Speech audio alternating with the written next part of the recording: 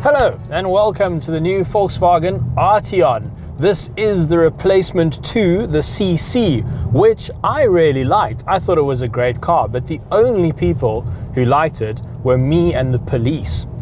Yeah, the Cape Town police has a fleet of Volkswagen CCs. They're called Ghost Squad cars. You can't even see the lights and the sirens. They're complete sleepers. So this Arteon, it is the answer to a big question that Volkswagen has been dealing with for years. How do you sell an expensive Volkswagen sedan to people who might want to buy one? And it is expensive. 699,900 Rand is what you'll have to pay for this top spec petrol model.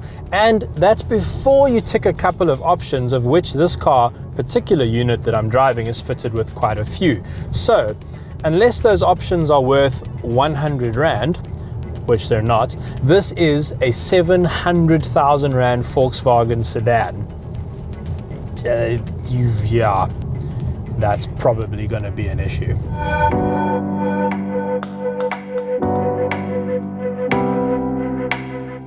Let me take you on a tour of the Arteon, starting at the back. And when we flick this Volkswagen badge, we find out that this is a Sportback. I really like Sportbacks. They're very practical. You can fold the seats down and throw tons of stuff in there, and the boot itself is really big. So that's gone well. Moving up the side of the car, we find these beautiful 20-inch alloys. Those are optional extras, so they'll cost you a bit more, and they ride on very low profile 35 Pirellis. We'll talk about that a bit later. As you can see, the rear door is very long, and there really is a lot of space for rear passengers. The rear legroom is enormous. This is the front door, and then over here is where they've hidden the engine from the Golf R. It even has the exact same power output of 206 kilowatts. It is the only petrol engine you can choose from at the moment, but there are two diesels. And then we get to the Arteon's party piece, the front end. Now that is the business.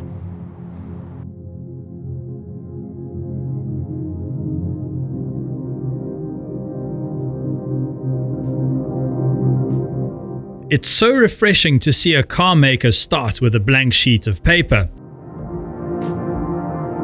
And it has really worked. The car receives an enormous amount of attention. I think we can safely say that right now the Arteon is the best looking sedan in its segment.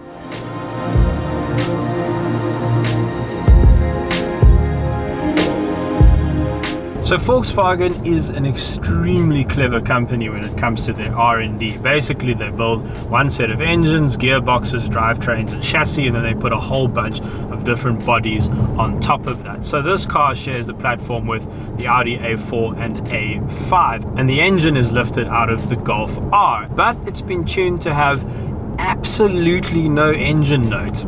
Literally nothing. It doesn't sound like anything.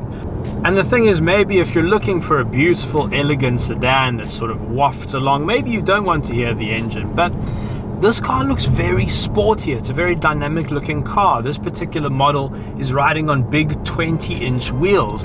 I don't think it would have hurt for this car to have a little bit of an engine note.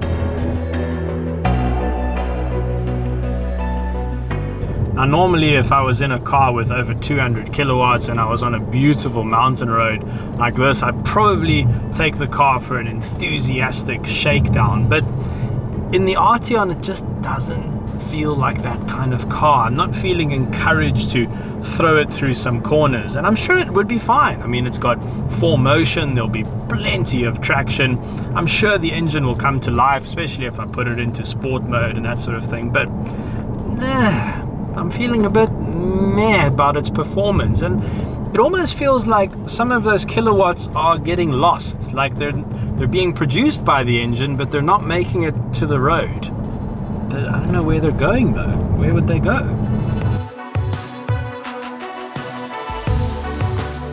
I feel like I do have to make a comment on the ride quality of the Arteon. Now for me, the Audi A4 has the most unbelievably silky ride quality. It's the best in the segment, by far. And it isn't as good in here, even though it's pretty much the same chassis and drivetrain. So I'm not sure how they've managed to get that wrong with the Arteon. I think a lot of it could be down to the fact that this particular test unit is riding on 20-inch wheels, low-profile tires, you know, and as that old saying goes, if you fit low-profile tires to your car, it will look better, but it will be uncomfortable. The interior looks very good. The seats are a particular highlight. But the more time I spent in here, the more I felt like I'd seen it all before. And if you've been in a new Golf recently, everything here is going to look quite familiar. The light switch, that's from a Golf. The steering wheel is from a Golf. The instrument display, that's from a Golf. The touchscreen is from a Golf. The gear knobs from a Golf. The aircon controls are from a Golf. The handbrake switch is from a Golf. All these buttons down here, including the start button, are all from a Golf. The analog clock isn't though. That's unique to the Arteon, which is good. In spite of this, it is top quality, and the result is way more interesting than a 3 Series and a cabin that is better built than a C-Class.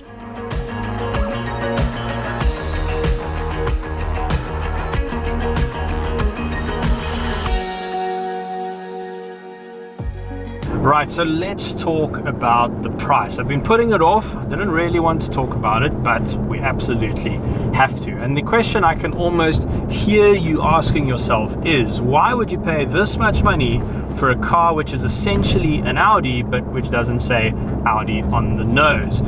Well, that's kind of the thing. This car is 140,000 Rand more than a top spec Audi A4, and it's about 60,000 Rand less than a top spec Audi A5 Sportback. So it slots in right between those two, but that is quite a difficult ask, and that's not the Volkswagen Arteon's only problem. It even has competition from within the Volkswagen brand in the form of the SUVs. The Tiguan is a great car, and it is curious that Volkswagen would choose to launch a luxury sedan now when the market is moving so heavily towards SUVs. I mean, just ask Ford what happened when they launched the Fusion sedan. Nothing happened. They didn't sell any. That's what happened. The new Arteon is a bit of a mixed bag. Despite its flaws, it is an immensely likable car. And maybe in this difficult segment, that's enough to earn it some fans. I mean, let me be clear here. There's nothing wrong with the Arteon. Volkswagen was never going to build a rubbish car. It's a perfectly good car, but it's not a great car, and that is a pity. I think what happened here is that the designers took the Arteon to the accountants and said, look at this beautiful thing we have built. And the accountant said, yeah, sorry, it's nice, but we've done this before and it didn't go well. So just go to the parts bin and find some stuff to build your Arteon. And then the accountants got in their Audis and went home. And I think that's really sad. This could have been a great alternative. It could have been a luxury car for people who don't identify with luxury brands.